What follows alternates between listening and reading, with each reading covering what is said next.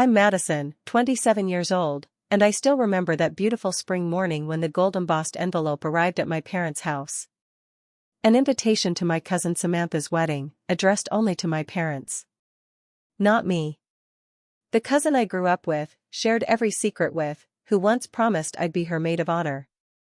The pain of exclusion cut deep, but nothing compared to what my mother said when I asked why. Honey, they just don't want someone who looks like you ruining her day. Those words shattered something inside me that I'm still trying to piece back together. Before I dive into how this all went down, let me know where you're watching from today. Hit that like and subscribe button if you've ever felt excluded by your own family, and stick around to see how I turned this heartbreak into something meaningful. Samantha and I weren't just cousins, we were practically sisters. Born just 3 months apart, we were inseparable from the moment we could toddle around our grandparents' backyard together. My mom Rebecca and her sister Laura were close too, which meant Sam and I spent nearly every weekend at each other's houses and every summer at our grandparents' lake house in northern Michigan. Those summers by the lake were magical. We'd wake at dawn, sneaking out to watch the sunrise over the water before anyone else was awake.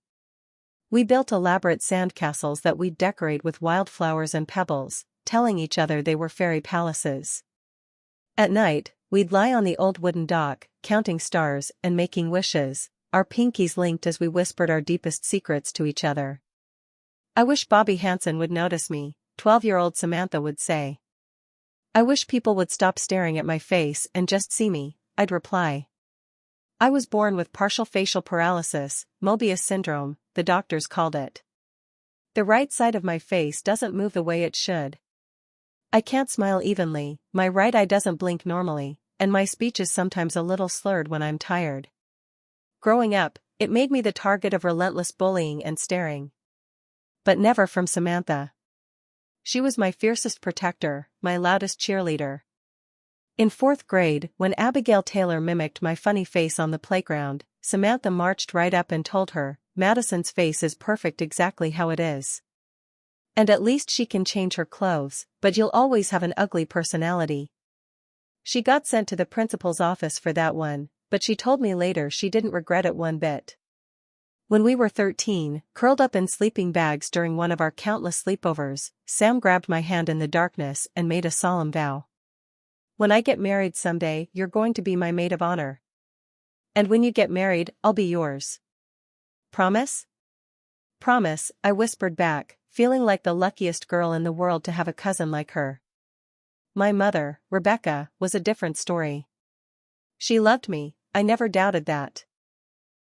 But she was deeply uncomfortable with my condition. Where Samantha saw simply her cousin, my mother saw a problem to fix, an imperfection to hide. She was always trying new therapies, researching experimental surgeries, or suggesting ways I could compensate with makeup or hairstyles that covered part of my face. "Just tilt your head like this in photos, honey," she'd demonstrate. "And try to stand behind your father." I noticed early on that in our sprawling family photo albums, I was often positioned at the back of group shots, or sometimes missing entirely because Mom had decided I should be the one to take the picture. "You're just not photogenic, sweetie," she'd explain, as if this were a kind thing to say. Some people aren't meant for the camera. Samantha's parents, my Aunt Laura and Uncle David, were refreshingly different. They never seemed to notice my face was any different. Aunt Laura would cup my cheeks in her hands and tell me I had the most beautiful eyes she'd ever seen. Uncle David taught me to fish and never once suggested I stand in the shadows when he snapped photos of our catches. "Look at my gorgeous nieces," he'd proudly tell strangers at the marina, his arms around both Samantha and me. High school marked the first real change in our relationship. Samantha blossomed socially in a way I didn't. She made the cheerleading squad, dated the captain of the swim team, and was elected homecoming queen our senior year. I was more reserved, finding my place in the school newspaper and creative writing club, where people cared more about what I had to say than how I looked saying it. We still spent time together, but things were shifting. Samantha would cancel our weekend plans last minute when a better offer came along. She stopped defending me quite so fiercely when others made comments. Sometimes, I'd catch her looking at me with an expression I couldn't quite identify, not quite pity, not quite impatience, but something uncomfortably in between. Still, when graduation came and we hugged each other tight, tears streaming down both our faces, I believed our bond was unbreakable. "College won't change anything," she promised. "We're family. That's forever." I wanted desperately to believe her. College accelerated the growing distance between us. I chose Warren Literature College, a small liberal arts school just 40 minutes from home. My choice was partly practical. The school had an excellent creative writing program, and partly because staying close to my support system felt safer. My facial difference made me anxious about navigating an entirely new social environment without any familiar faces. Samantha, meanwhile, flew across the country to attend Berkeley, where she double majored in economics and political science. She'd always been ambitious, but now she was in an environment that supercharged that ambition. At first, we tried to maintain our closeness. We scheduled regular video calls every Sunday night. I sent her care packages before finals week filled with her favorite snacks, handwritten notes of encouragement, and silly inside jokes from our childhood. She seemed genuinely touched, calling me immediately after receiving the first one. "Maddie, you remembered the peanut butter chocolate chip cookies. And oh my God, the photo of us with mud all over our faces from that time at the lake. You're the best cousin ever." But gradually, our Sunday calls became monthly, then sporadic.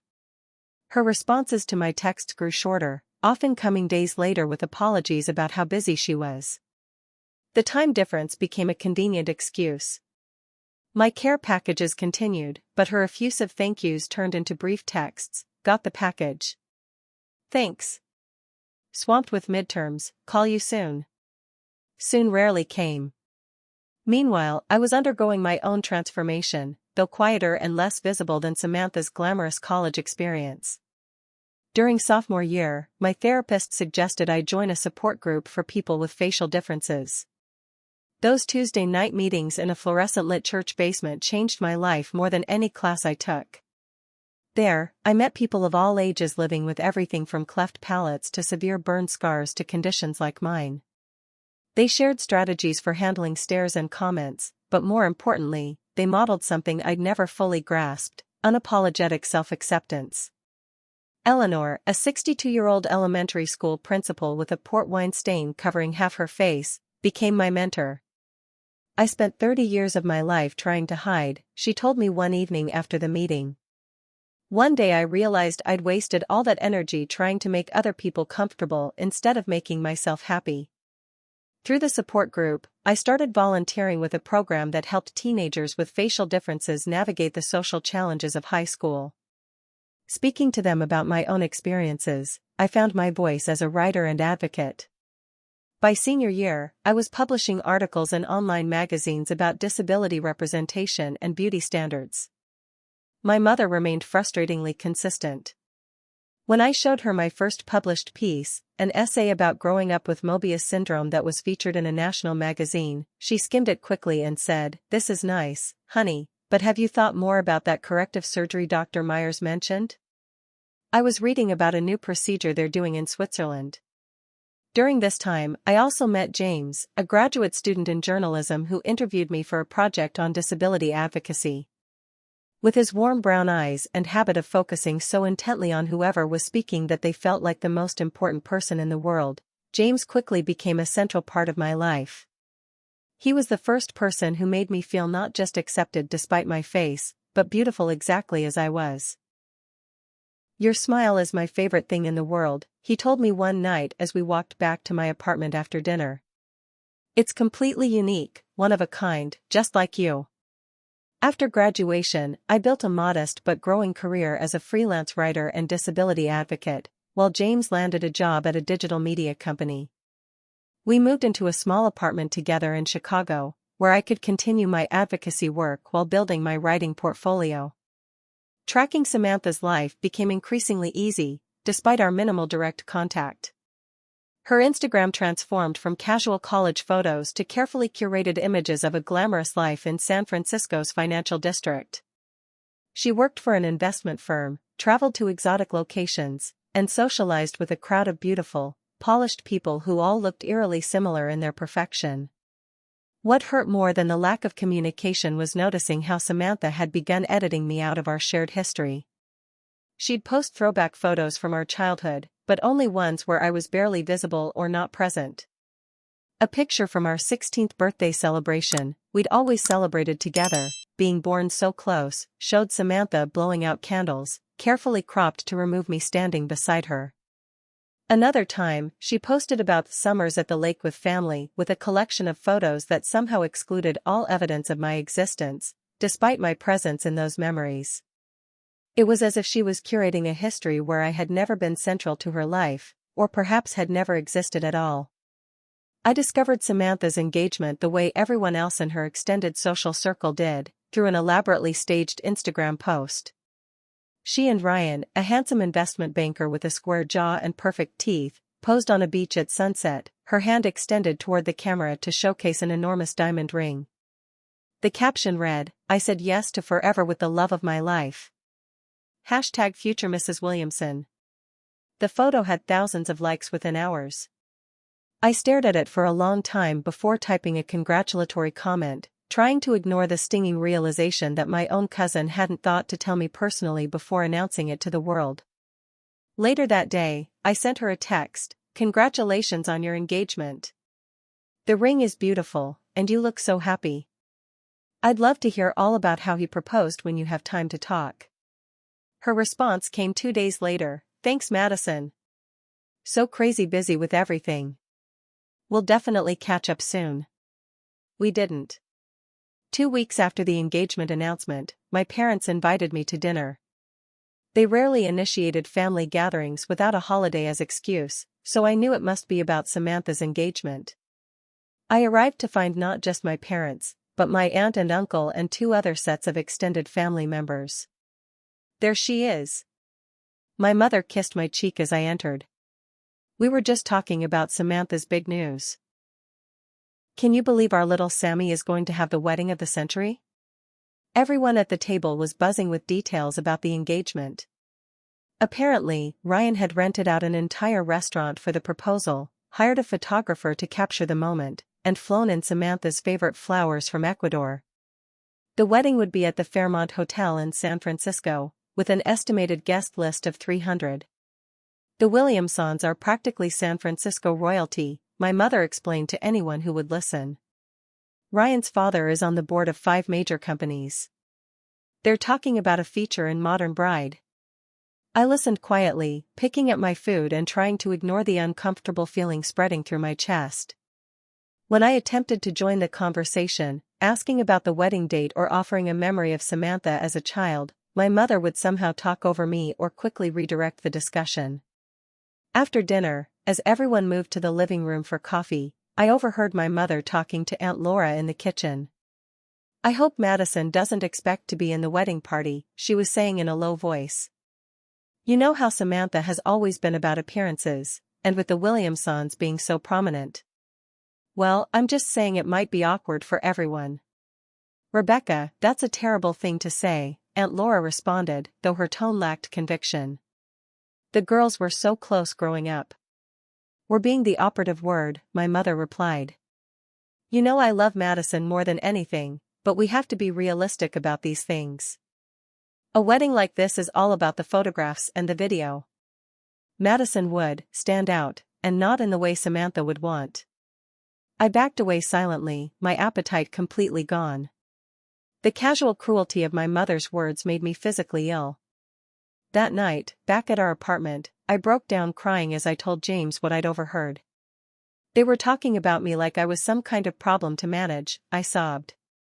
"My own mother." James held me tightly, his anger on my behalf evident in the tense line of his jaw. "Your mother is wrong, Maddie. So incredibly wrong. And if Samantha feels that way too, then she doesn't deserve you in her life, let alone at her wedding." "But we promised each other," I whispered. "When we were kids, we promised we'd be each other's maids of honor." "Kids make a lot of promises," James said gently. "The question is whether the adults they become choose to honor them." The next day, I decided to reach out directly to Samantha. No more waiting for her to contact me. I took a deep breath and called her number, surprised when she actually picked up on the third ring. Madison. Hey. Sorry, I've been so bad about calling back. Things have been absolutely insane with the engagement and work and everything. Her voice had that slightly breathless quality it always took on when she was being defensive. Congratulations again, I said, trying to keep my tone light. I'd love to hear about the proposal. Mom mentioned it was pretty spectacular. Oh my God, it was amazing. Ryan rented out the entire rooftop of Margot, you know, that French place that just opened? And there were like 1,000 candles, and a string quartet, and... She rambled on about the proposal for several minutes, never once asking about my life or what I'd been doing.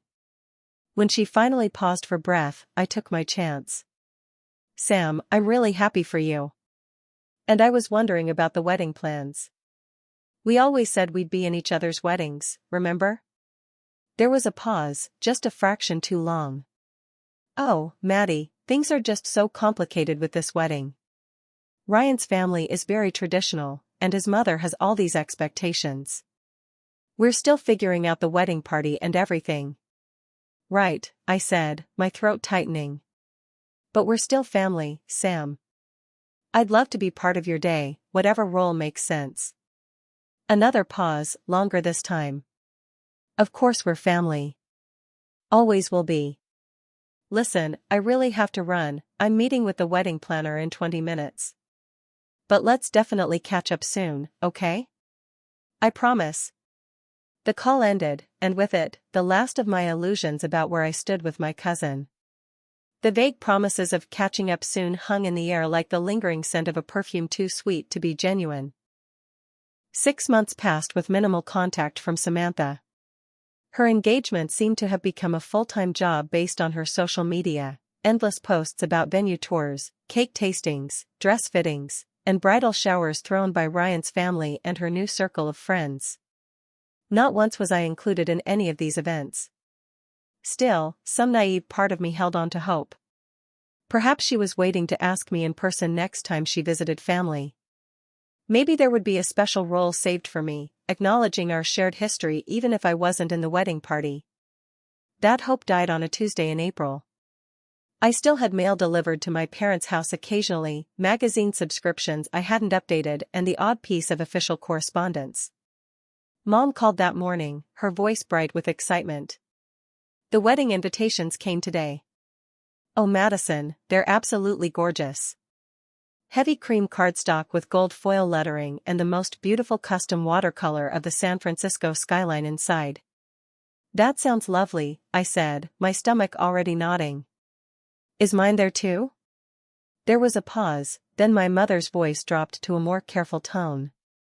Well, no, honey. There's just the one invitation addressed to your father and me. There must be a mistake, I said, though I already knew there wasn't. Maybe mine was sent directly to my apartment? I don't think so, sweetheart. Her voice took on that special tone she used when delivering uncomfortable news, falsely cheerful with an undercurrent of impatience. I spoke with Laura yesterday, and she mentioned the final guest list had been quite a negotiation between Samantha and the Williamsons. I gripped my phone tighter.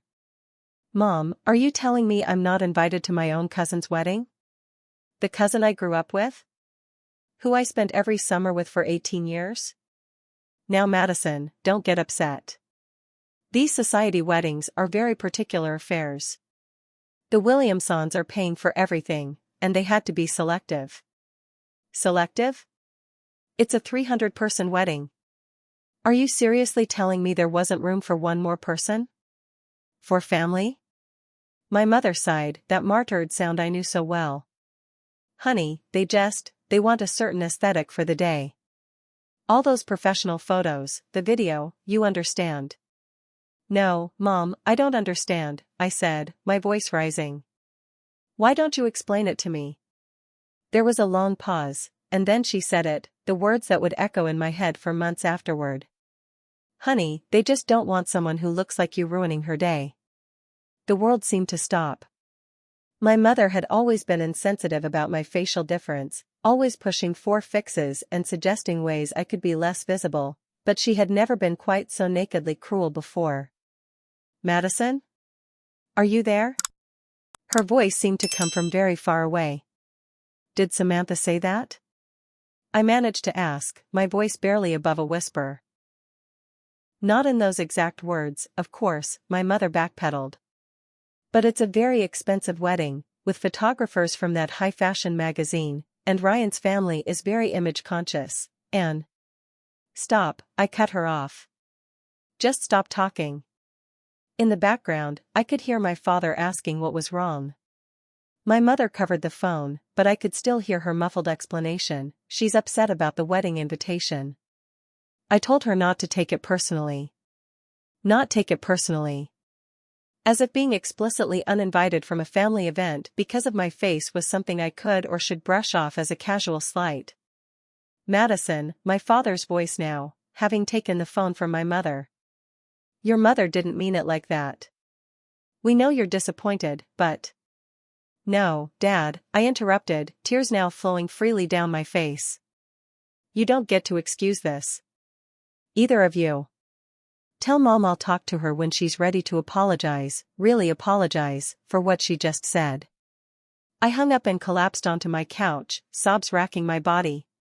That's how James found me an hour later when he came home from work, curled into a ball, still crying. "Maddie? What happened? Are you hurt?"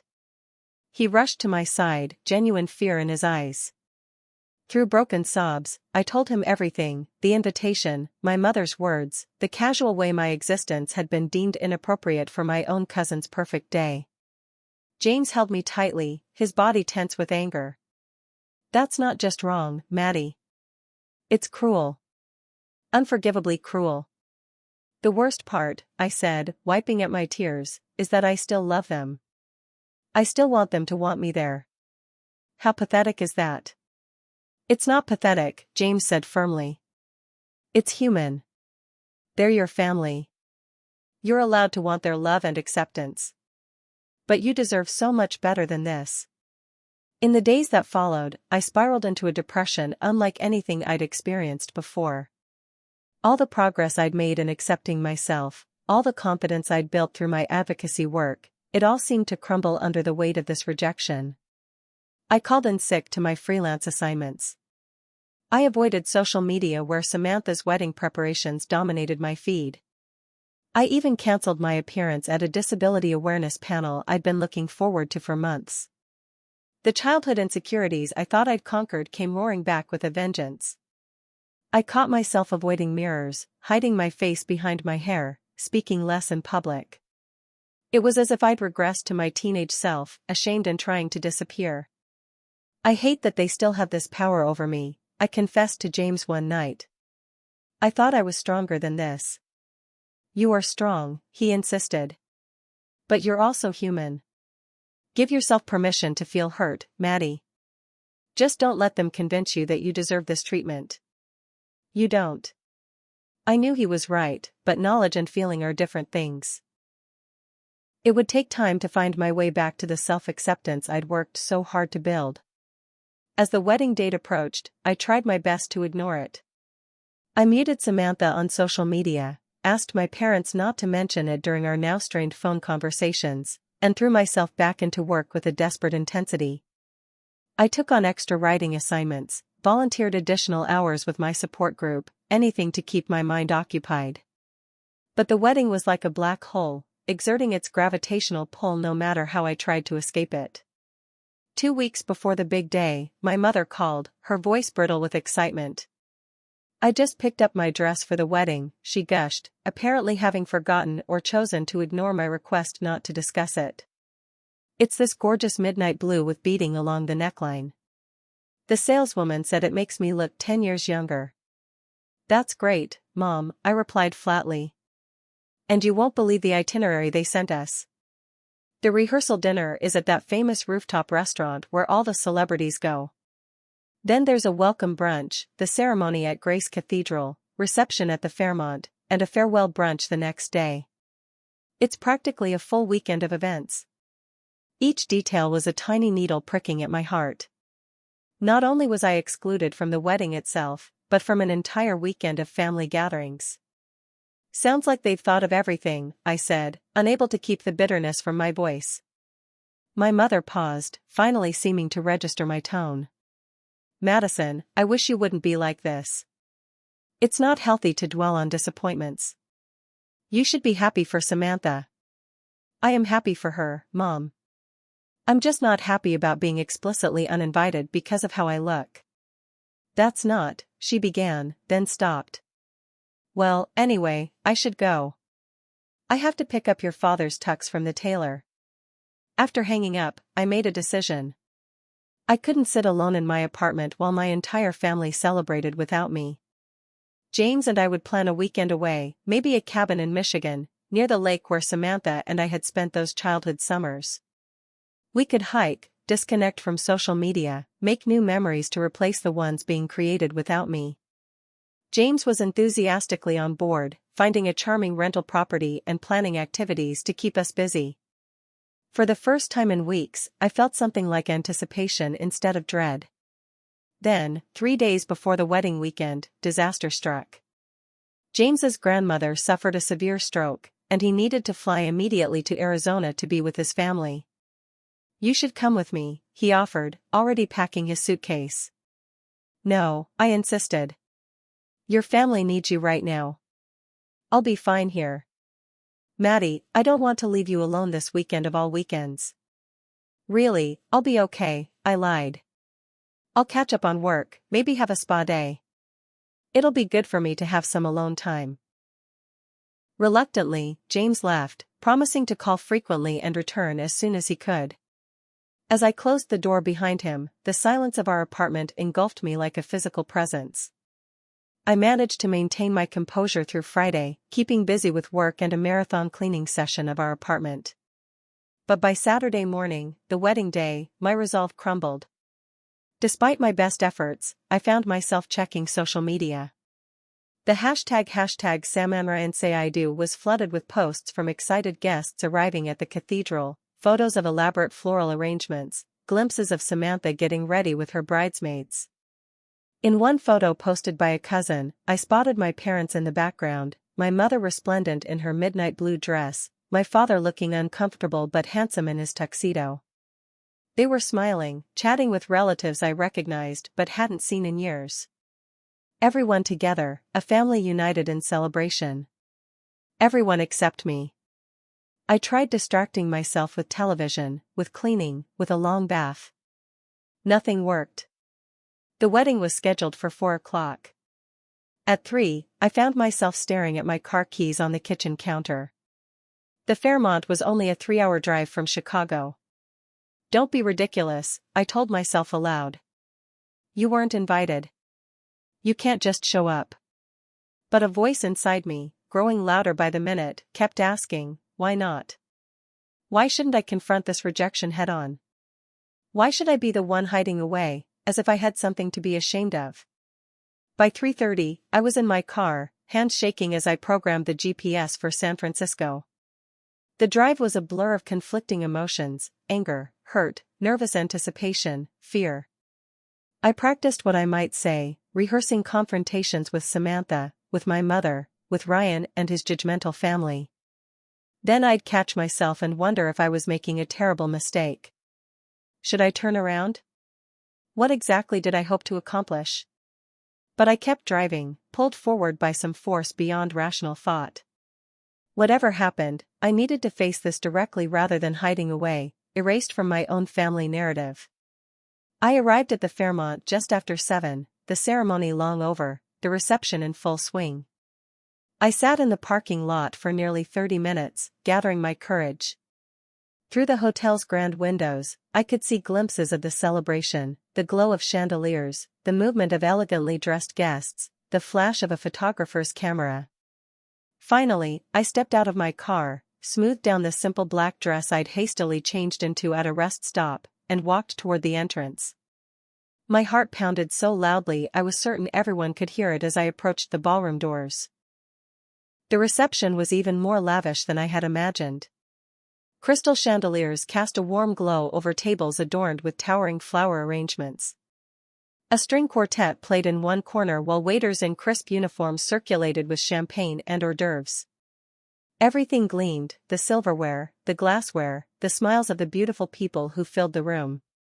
I stood just inside the doorway, momentarily forgotten in the swirl of celebration. No one had challenged my entrance. Perhaps they assumed I was a late-arriving guest or hotel staff. I scanned the room, my eyes finally landing on the head table where Samantha sat in her stunning white gown, leaning intimately toward Ryan as they shared some private joke. She looked happy. Radiantly, genuinely happy. For a brief moment, I questioned my decision to come. Who was I to intrude on her joy, even if that joy had come at the cost of my exclusion? Then I spotted my mother across the room, holding court with a group of elegantly dressed women I didn't recognize. She was animated, glowing with reflected prestige, clearly reveling in her connection to this glamorous affair. My father stood awkwardly beside her, tugging at his collar when he thought no one was looking. I took a deep breath and stepped further into the room. A few heads turned, casual glances that quickly moved on. Then more deliberate double takes as people recognized me, distant relatives, family friends who hadn't seen me in years but knew exactly who I was. Like a ripple in still water, a wave of whispers spread through the nearby tables.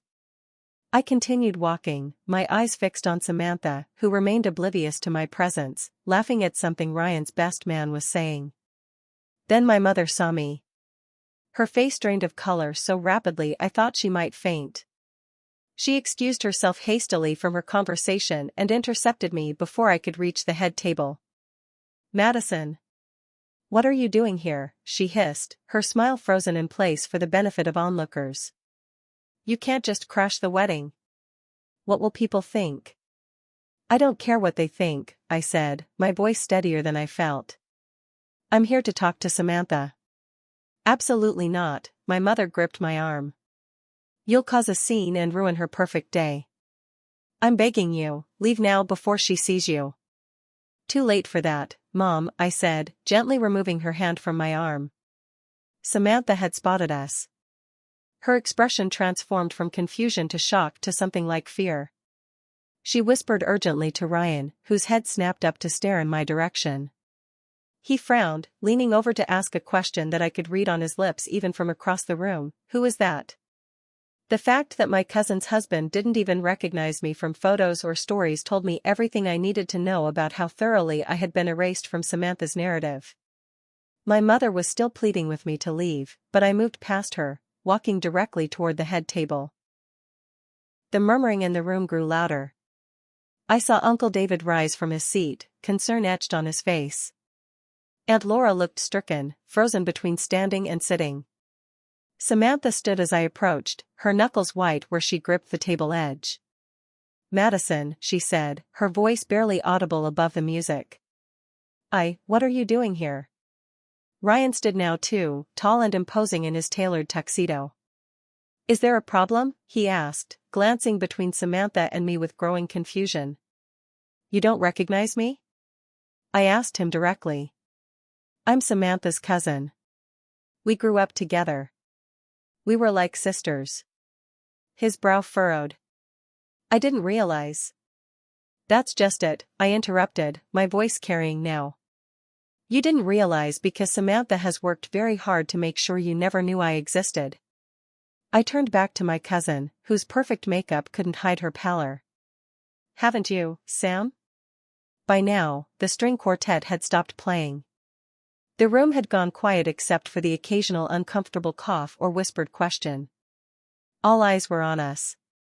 This was the moment I had imagined during my drive, the confrontation, the chance to finally express the hurt and anger I'd been carrying. I could feel the words rising in my throat, sharp and accusatory.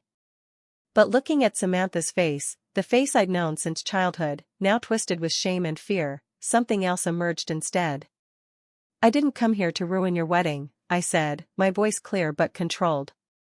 "I came because I needed to understand how the person who once promised to always have my back could decide I wasn't even worth including in the most important day of her life." Samantha's eyes filled with tears. "Maddie, it's complicated." "Because of my face?" I asked simply.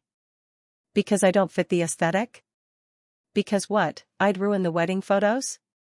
Ryan looked genuinely confused now. What are you talking about? Samantha never mentioned any issue with your appearance. Then what was it? I pressed, looking directly at my cousin. If not my face, then what? Samantha's glance darted nervously to Ryan's parents, who were watching the scene unfold with tight, disapproving expressions. Ryan's family has certain expectations, she said finally, her voice small. About the kind of people in their circle. The image we present. They didn't think. They didn't think someone who looks like me belonged at their son's wedding, I finished for her. And you agreed. I fought for you, she burst out suddenly, tears spilling down her cheeks. At first. But then Ryan's mother threatened to cut his inheritance if we didn't do things their way, and the guest list got political, and it just seemed easier to pretend I didn't exist, I said, the last piece finally clicking into place. It wasn't just about this wedding, was it? You've been erasing me for years. From your social media, from your stories. You were embarrassed by me. No. She protested, but her eyes told a different story. The sad thing is, I continued, my voice steady despite the tears now streaming down my own face, I would have understood if you'd just been honest. If you'd called me and explained the situation, asked for my understanding. It would have hurt, but I would have respected your honesty. Instead, you let me find out I wasn't wanted when the invitation never came. A heavy silence fell over the room. I became acutely aware of hundreds of eyes on me, on my face with its asymmetry and partial paralysis, the face that had been deemed too imperfect for this perfect day. Samantha reached for my hand. Maddie, please, stay for the reception. I want you here. I've always wanted you here. I gently withdrew my hand from hers. No, you don't. Not really. And that's okay. I don't need to be where I'm not genuinely wanted. I looked around at the opulent room, at the beautiful people in their beautiful clothes. I hope your marriage brings you genuine happiness, Sam. I really do. But I hope someday you realize that surrounding yourself only with what society deems perfect is its own kind of prison. I turned to leave, my head high despite the tears on my cheeks. As I walked toward the exit, I heard hurried footsteps behind me. I braced myself for my mother's recriminations, but instead, it was Uncle David who caught up to me in the hallway. Madison, wait, he called, slightly out of breath. I paused, turning to face him. His kind eyes, so like Samantha's but warmer, were filled with regret. I'm so sorry, he said simply. I had no idea you weren't invited. Neither did most of the family. We all assumed you couldn't make it or were coming later. Really? I asked, surprised. He nodded gravely. Laura and I only found out last week when we asked your mother if you were arriving separately. She made some vague excuse about work commitments. He ran a hand through his thinning hair. I should have called you directly. I just never imagined. He trailed off, looking genuinely distressed. It's not your fault, Uncle David. Maybe not entirely, he agreed, but I'm still sorry. What you said in there, about being honest, you were right. We all failed you by not speaking up. He hesitated, then added, for what it's worth, I've always been proud to be your uncle. And what you did in there took incredible courage. His words were a balm to my raw heart. I had come seeking confrontation but found something more valuable, the realization that not everyone in my family saw me as a liability or an embarrassment. Some had simply been caught in the same web of polite deceptions that had entangled me. Thank you, I said, giving him a quick hug. I should go now. Let me drive you home, he offered. Or at least to your hotel. I shook my head. I need the time to think. But I'll call you soon, okay? As I walked away, I felt lighter than I had in months. The wedding invitation rejection had devastated me because I had interpreted it as a unanimous family decision, a collective agreement that I was unworthy. Learning that most of my family had been kept in the dark changed the narrative from total rejection to a more complicated, nuanced reality. It didn't erase the hurt of Samantha's choices or my mother's words. But it reminded me that rejection often says more about the person doing the rejecting than the person being rejected. The 6 months following the wedding were a period of intense personal growth and healing. I returned to therapy, this time with a clearer understanding of the family dynamics I needed to process. My therapist helped me see that the wedding incident, painful as it was, had simply brought long-simmering issues to the surface where they could finally be addressed. Sometimes we need a catalyst, she explained during one particularly productive session. Something that forces us to confront patterns we've been normalizing for years. She was right. For too long, I had accepted my mother's subtle undermining and Samantha's gradual distancing as things I had to endure rather than dynamics I could challenge. The wedding had shattered that passive acceptance. My relationship with my parents entered a necessary cooling period. I didn't cut contact entirely, but I established firmer boundaries. Our conversations became less frequent but more honest. When my mother made insensitive comments about my appearance, I called her out directly rather than letting it slide. "That's hurtful, Mom," I would say calmly. "I need you to think about how your words affect me." Sometimes she would become defensive, falling back on "I'm just trying to help" or "you're too sensitive." But occasionally, I'd see a flicker of recognition, a moment where she seemed to truly hear me. My father, who had always been a passive participant in my mother's behavior, surprised me by reaching out separately. We began meeting for coffee every few weeks, just the two of us. "I've been a coward," he admitted during one of these meetings. "It was easier to go along with your mother than to stand up for you. I'm trying to do better now." It was a small step, but a meaningful one. Meanwhile, I channeled my experience into my work. I launched an online community called Unfiltered Connections for people experiencing family estrangement or rejection due to differences in appearance, ability, sexuality, or lifestyle. What began as a small support forum quickly grew into a vibrant community of thousands. "I thought I was alone until I found this group," wrote one member, a young woman with severe burn scars whose family had similarly excluded her from significant events. "For the first time, I feel understood." The success of Unfiltered Connections led to speaking engagements, podcast interviews, and a book deal for a collection of personal essays about beauty standards and family acceptance. My professional life was flourishing in ways I couldn't have imagined. James remained my steadfast supporter through it all, celebrating my successes and holding space for my difficult days. "I always knew you would turn this into something powerful," he told me one evening as we celebrated my book contract. "You've never been someone who stays down for long." Then, 4 months after the wedding, an unexpected email arrived from Samantha. "I know I'm probably the last person you want to hear from," she wrote. "But I can't stop thinking about what you said at the reception. You were right about everything. I've been a coward and a terrible cousin. I don't expect forgiveness, but I would like a chance to apologize in person, if you're willing." I stared at the message for a long time, unsure how to respond. Part of me wanted to ignore it, to protect myself from potential further hurt. But another part recognized the courage it must have taken her to reach out. After consulting with both James and my therapist, I agreed to meet Samantha at a neutral coffee shop halfway between our cities. When the day arrived, I was a bundle of nerves. I spotted her immediately upon entering. She looked different than at the wedding, less polished, more like the Samantha I remembered from our youth. Her hair was pulled back in a simple ponytail, her face free of makeup except for a touch of lip gloss. "Maddie," she said, standing awkwardly as I approached. "Thank you for coming."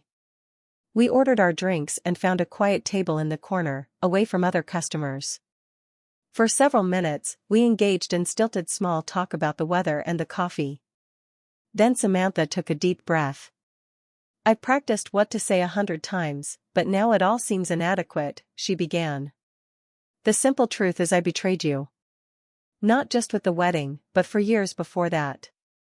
I convinced myself it was about fitting in with Ryan's crowd, about building the right image for my career, but those were just excuses. The reality is that I became the exact kind of superficial person we used to make fun of as kids. She paused, wiping away a tear.